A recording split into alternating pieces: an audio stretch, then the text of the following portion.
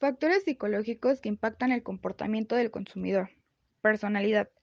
¿Qué es la personalidad? La personalidad es un concepto abstracto difícil de definir y delimitar. Es algo que no podemos ver, que solo podemos deducir a través de la observación de las conductas, actitudes y formas de ser de las personas. Las propiedades de la personalidad son las diferencias individuales. Se basa en seleccionar y agrupar las características más relevantes de cada individuo, la consistencia y permanencia.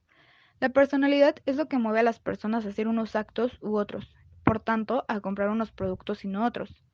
La contingencia o cambio. Todas las personas vamos evolucionando con el paso del tiempo, y eso también le ocurre a nuestra personalidad. Vamos a ver las 5 teorías de la personalidad según Sigmund Freud. Modelo topográfico. La integran el inconsciente. En él se ocultan pensamientos, impulsos, recuerdos y fantasías a las que resulta muy difícil acceder desde la conciencia. La conciencia es entendida como un sistema con un rol intermediario entre las regiones más profundas de la psique y del mundo exterior. Y por último, el preconsciente, que actúa como un punto de unión entre las otras dos secciones. En este caso, sí es posible conocer los contenidos desde la conciencia a través de la focalización de la atención. Modelo dinámico. El concepto dinámico hace referencia a un conflicto entre dos fuerzas que se producen en la mente. Por un lado tenemos los impulsos, que buscan la gratificación, y por el otro las defensas, que procuran inhibir a las anteriores. Del resultado de esta interacción surgen los procesos psicológicos, que suponen una resolución más o menos satisfactoria o adaptativa de los conflictos. Modelo económico. El concepto fundamental del modelo económico de la personalidad es el de pulsión, que se puede definir como un impulso que favorece que la persona busque un fin determinado y su objetivo es la supresión de estados fisiológicos desagradables. Modelo genético. En concreto, el modelo genético hace hincapié a la búsqueda de gratificación con la estimulación de las diferentes zonas erógenas. Ahora bien, según sea la gratificación, vamos a desarrollar distintos tipos de personalidad. Etapas. Etapa oral. Se da desde los 0 a los 18 meses. Su zona erógena es la boca. La satisfacción estará en el uso de esta, por ejemplo, el besar, chupar, morder y comer. La fijación en esta etapa da lugar a una personalidad receptiva, en la que el foco del placer va a seguir siendo oral. Fase anal. Comprende de los 18 meses hasta los 4 años aproximadamente. El centro de placer es el ano, relacionado con las acciones de expulsar y retener.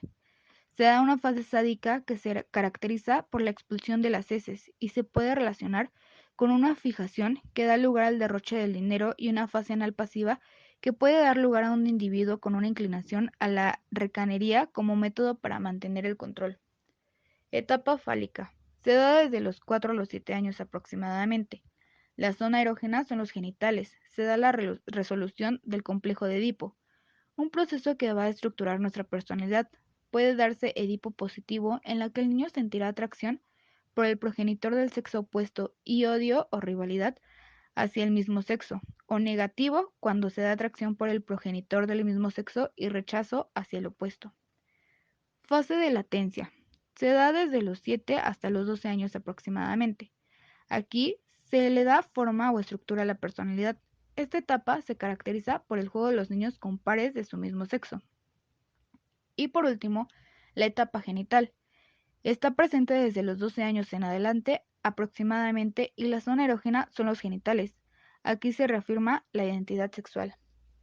Y por último, el modelo estructural, que lo integran el ello, compuesto por representaciones inconscientes de las pulsiones relacionadas con la sexualidad y con la agresión, así como por huellas mnémicas de las experiencias de gratificación de estos impulsos. El yo se concibe como un desarrollo del ello. Esta estructura tiene un papel regular en la vida psicológica. Evalúa los modos de satisfacer los impulsos teniendo en cuenta las demandas del entorno y es en esta parte de la mente donde ejercen los mecanismos de defensa. Por último tenemos al superyo, que actúa como conciencia moral, censurando determinados contenidos mentales, como supervisor del resto de instancias y como modelo de conducta.